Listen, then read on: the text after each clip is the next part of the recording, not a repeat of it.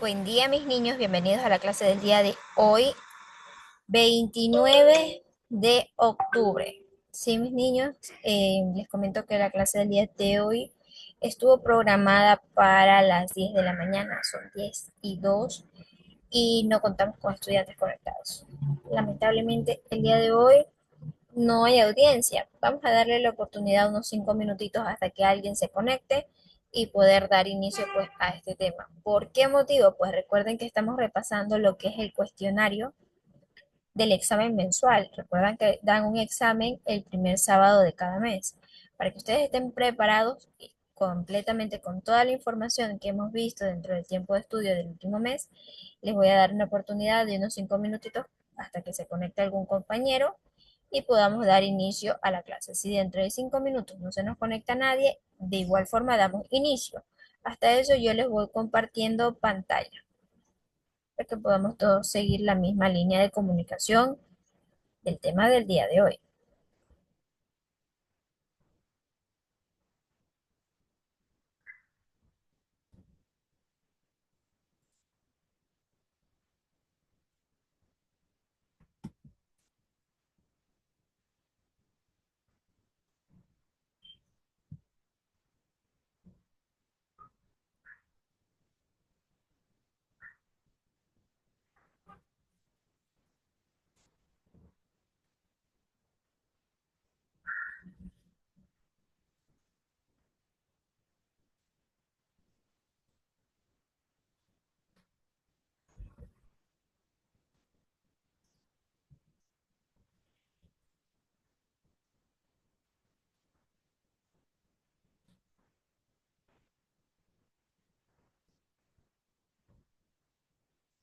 10:04 de la mañana.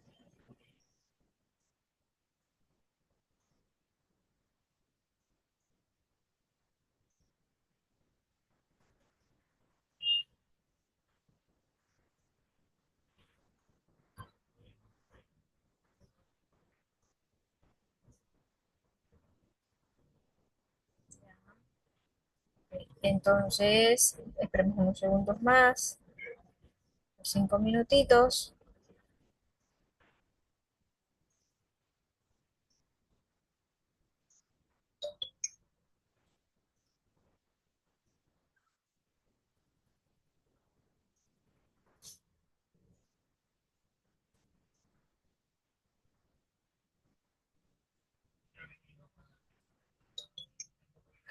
10:05 de la mañana y sí, efectivamente, pues no tenemos estudiantes conectados dentro de este espacio el día de hoy. Ahora, ¿qué vamos a hacer? Pues vamos a dar inicio a la clase en vista de que no tenemos estudiantes. La oportunidad de que se puedan conectar, pero lamentablemente el día de hoy no vamos a tener audiencia, parece. ¿Qué vamos a iniciar? ¿Qué pregunta nos quedamos la clase anterior? La pregunta que nos quedamos fue, si mal no me parece, la 13ª, en una cita parafraseada según la APA, ¿qué se debe de hacer? Opción A, copiar el texto literalmente. Opción B, incluir apellido del autor y año entre paréntesis. Opción C, poner comillas. Opción D, señalar número de página siempre. Eso fue lo que les estaba comentando en la última pregunta de la clase anterior, en donde les indicaba que debe de llevar el nombre del autor y lleva el apellido o el año de la emisión entre paréntesis, porque sería información de otra persona. Siempre y cuando sea información de otra persona debe ser eh, citado, porque tiene derecho de autor. La siguiente pregunta nos indica, ¿usted puede estudiar el décimo y 5 meses? Porque primero para terminar para realizar el bachillerato tiene que terminar. ¿Qué nos indica? Sería hasta décimo año. Analice las opciones y seleccione, no, la 14ª es, ver, en una monografía la función de la conclusión es, opción A, presentar una nueva información. Opción B, resumir los hallazgos y reafirmar la hipótesis. Opción C, iniciar la argumentación. Opción D, citar fuentes. La opción correcta sería la B, resumir los hallazgos y reafirmar la hipótesis. Más que todo, recordemos que en una monografía la conclusión tiene la función de cierre del trabajo. Vamos a cerrar la información que estuvimos redactando. Más que todo, retomamos las ideas principales expuestas en el desarrollo. En ellas sintetizamos los resultados obtenidos a partir de la investigación y se reafirman o se niega, depende del punto de vista del que estén redactando, pues, ¿no? La hipótesis planteada al inicio, sin incluir información nueva. Recuerden que en la conclusión no se pone información nueva. De esta manera se ofrece pues al lector una visión más clara y final del tema tratado. Entonces, recordemos que la opción correcta sería la B. La siguiente pregunta, que es la 15ª, marque con una X la opción adecuada según el enunciado. ¿Qué tipo de fuente se considera primaria en una monografía literaria? Entonces, recordamos qué son los tipos de fuentes. ¿Quién se iba a interactuar con ustedes? ¿Quién se acuerda qué tipo de fuentes son? Pero no tenemos audiencia.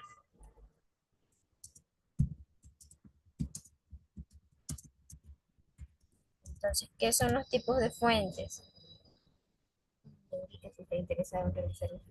Recordemos que las fuentes se diferencian desde las siguientes cosas. Más que todo sirve para diferenciar las clases de recursos de información que se utilizan en una investigación, en una monografía, un ensayo o un trabajo académico, ¿no? Cada situación requiere una fuente distinta porque es una orientación distinta de la información que van a presentar. Es de otro marco, ¿no? Estas fuentes permiten obtener datos confiables, verificar información y sustentar argumentos más que todo. La fuente, la básica es la fuente primaria, que son los originales, es decir, provienen directamente del objeto o fenómeno estudiado y no han sido modificados ni interpretados por otras personas. Entre ellos tenemos lo que son las obras literarias originales, tenemos lo que son entrevistas, fotografías, cartas o diarios personales, documentos históricos, experimentos científicos. Recuerden que se caracterizan las fuentes primarias por ofrecer información directa y de primera mano.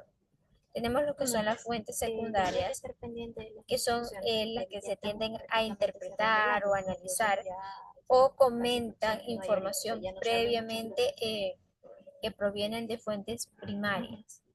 Suelen servir como apoyo para complementar o contextualizar. Un ejemplo pues sería lo que es los libros de análisis literarios, artículos académicos, ensayos críticos, reseñas, enciclopedias.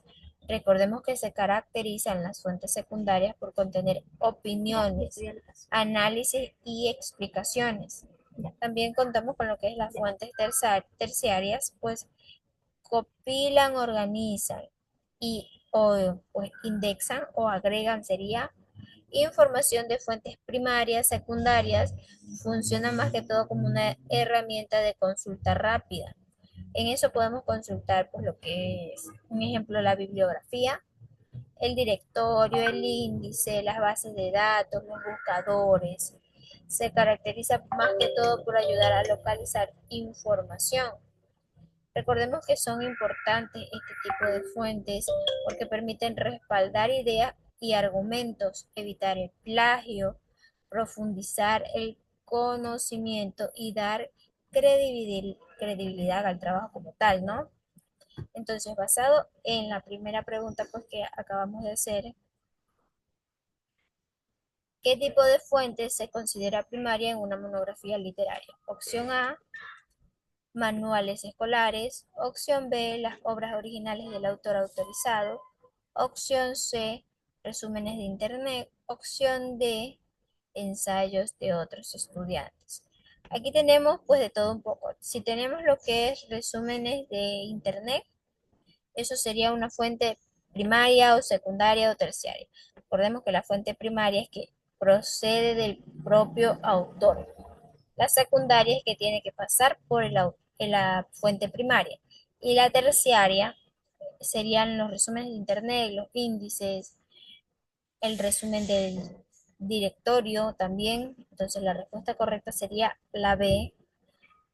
Vamos a la siguiente pregunta. La 16ª. ¿Qué nos dice esta pregunta?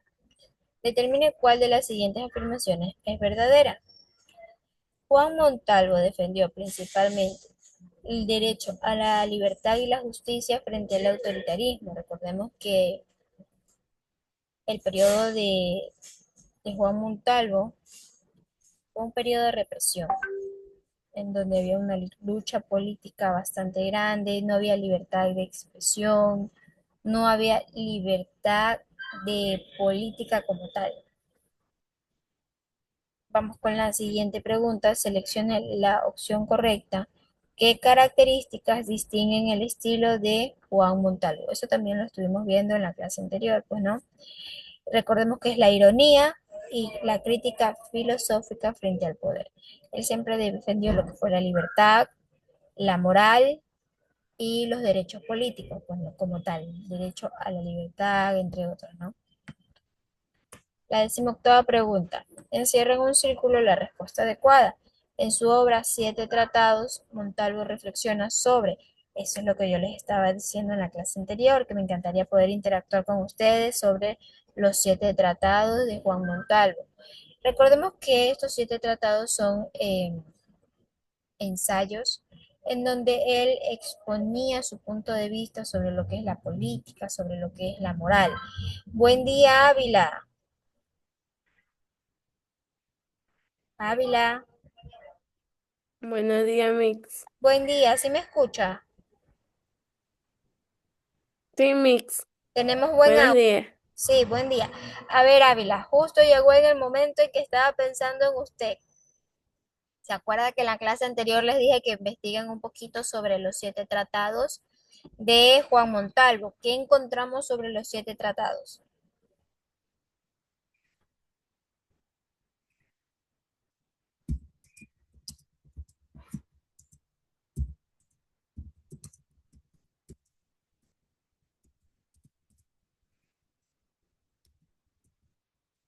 Recordamos,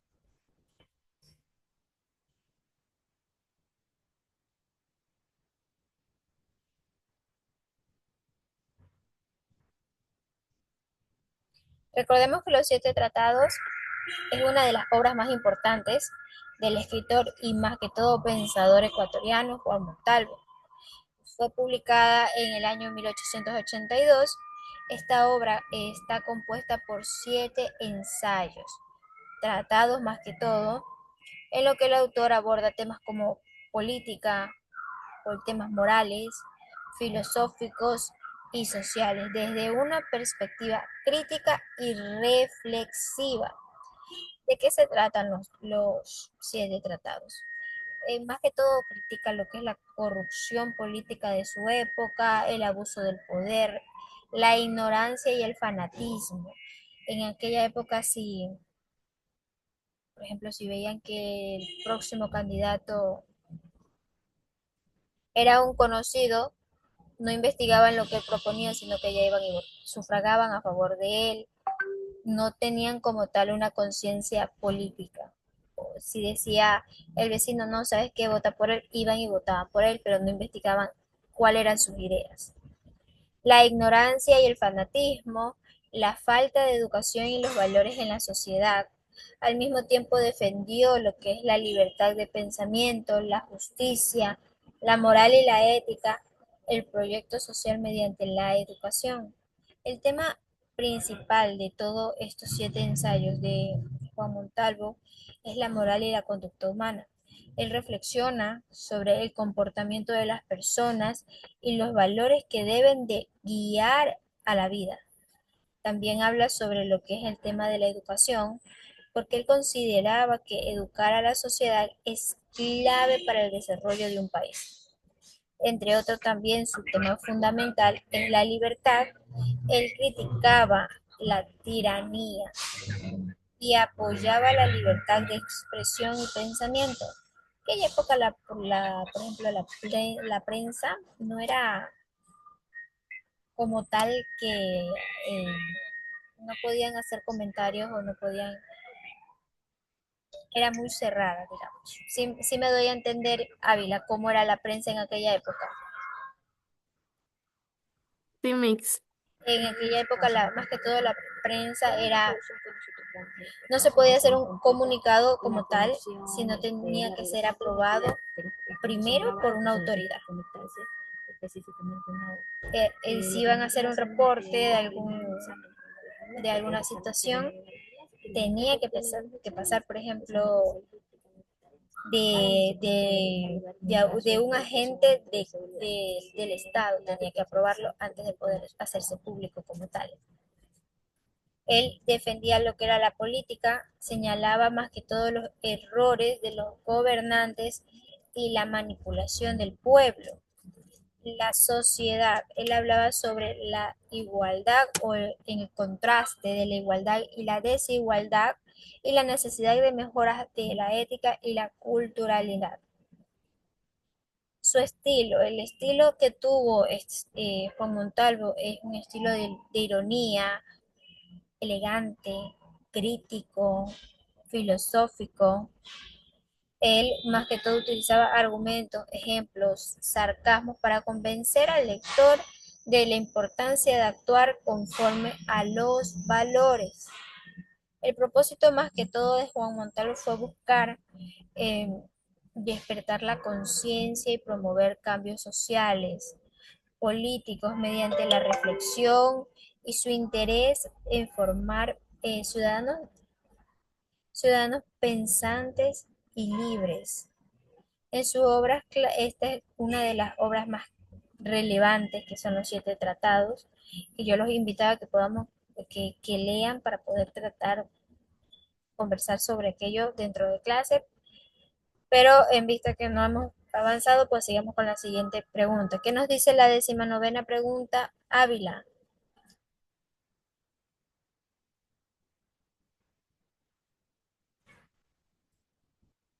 ¿Qué nos dice Ávila la 19 pregunta?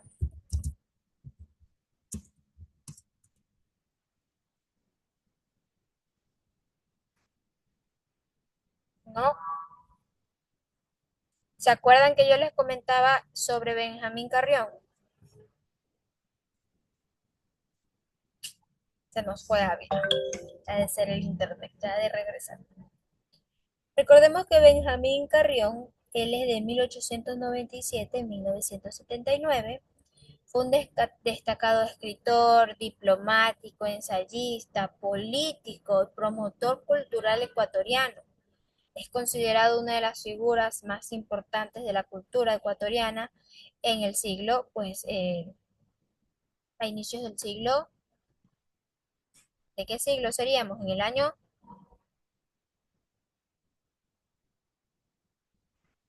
Mm, entre el año 1900, perdón, 1897 y el año 1979. Él fue el fundador de la Casa de la Cultura Ecuatoriana en el año 1944. Creó esta institución con el objetivo de impulsar el arte y la literatura, proteger la identidad cultural del país, promover la educación artística. Gracias a estos esfuerzos que él hizo, se fortaleció la actividad intelectual a nivel nacional.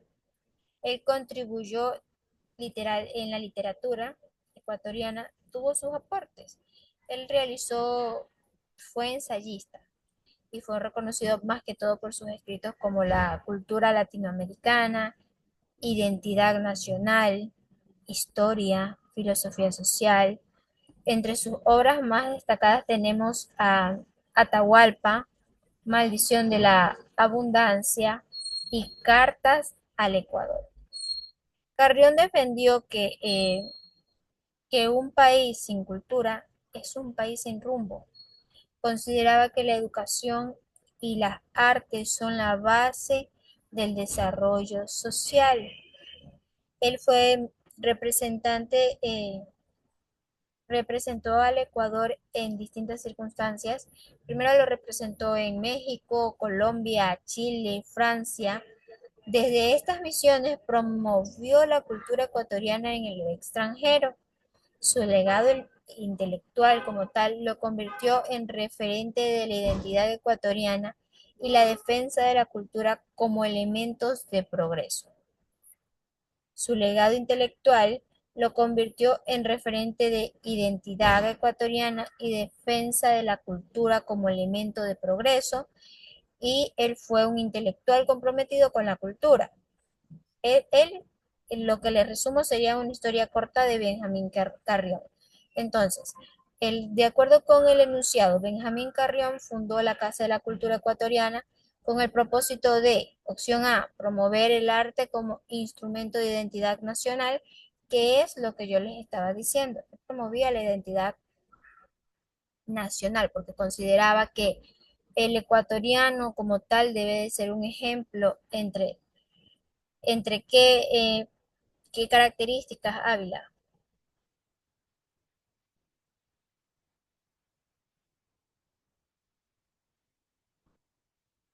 Mande Mix. ¿Cuáles eran las características que Benjamín tenía en cuenta para un ecuatoriano?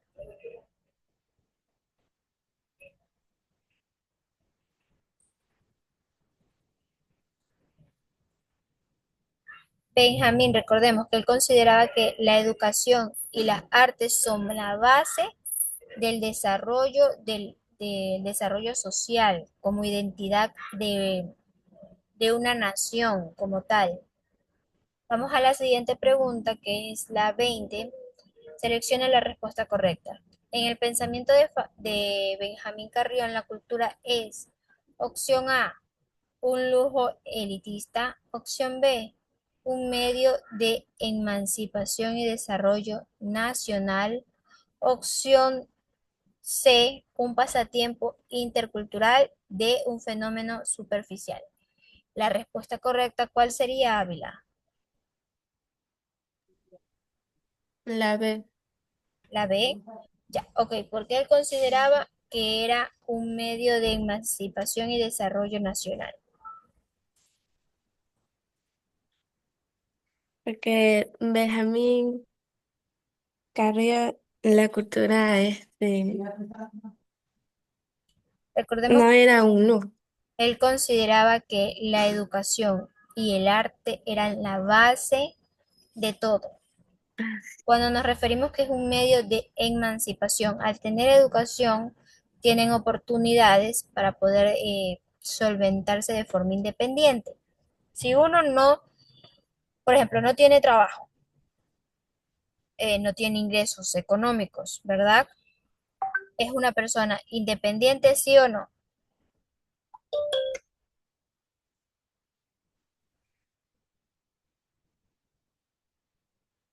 No sería una persona independiente, porque una persona independiente es una persona que se puede solventar eh, individualmente, de tal manera que para que una persona, el medio como tal de la cultura es un medio de emancipación y desarrollo nacional. Al ser cada individuo sostenible, también promueve el desarrollo nacional. Vamos con la siguiente pregunta, que es la 21. Lea y seleccione la opción correcta. En un texto argumentativo, la coherencia global depende de: opción A, la correcta puntuación; opción B, la conexión lógica entre ideas principales y secundarias; opción C, la extensión de texto; opción D, el uso de sinónimos. La respuesta correcta es la B. ¿Por qué es la B, Ávila?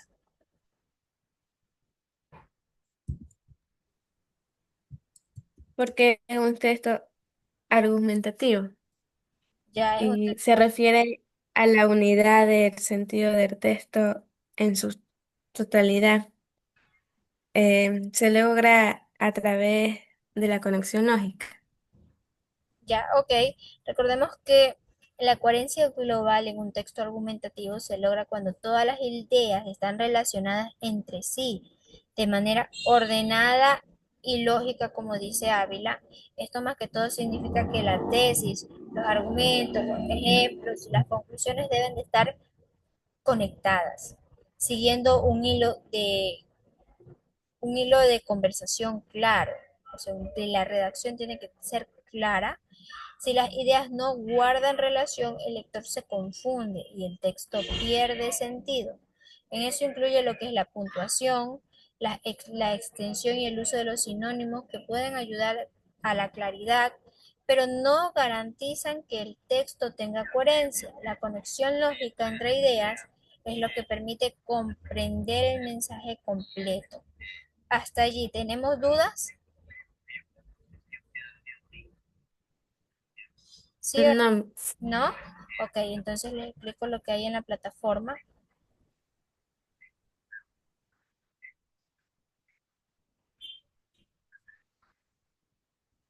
Ok.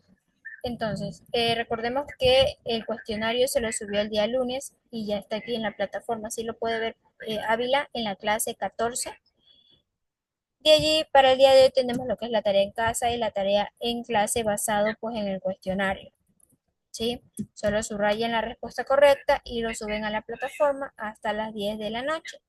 Teniendo todo completamente claro, Ávila, le recomiendo que revise todo el material, el cuestionario, para que en la siguiente clase, si tenemos alguna duda al respecto, podamos solucionarla y puedan ir preparados con todas las herramientas al examen y así sacar la mejor nota. Les extiendo la invitación para que se sigan conectando a este espacio y podamos pues realizar lo que es la integración. Si tienen alguna duda al respecto de mi materia, me escriben un mensajito por la plataforma educativa o yo les respondo en este espacio, pues no, en la clase en vivo. Con eso finalizamos el tema del día de hoy, Ávila. bueno, Buen Mix. día. Gracias por conectarse, Ávila. La veo en la siguiente clase.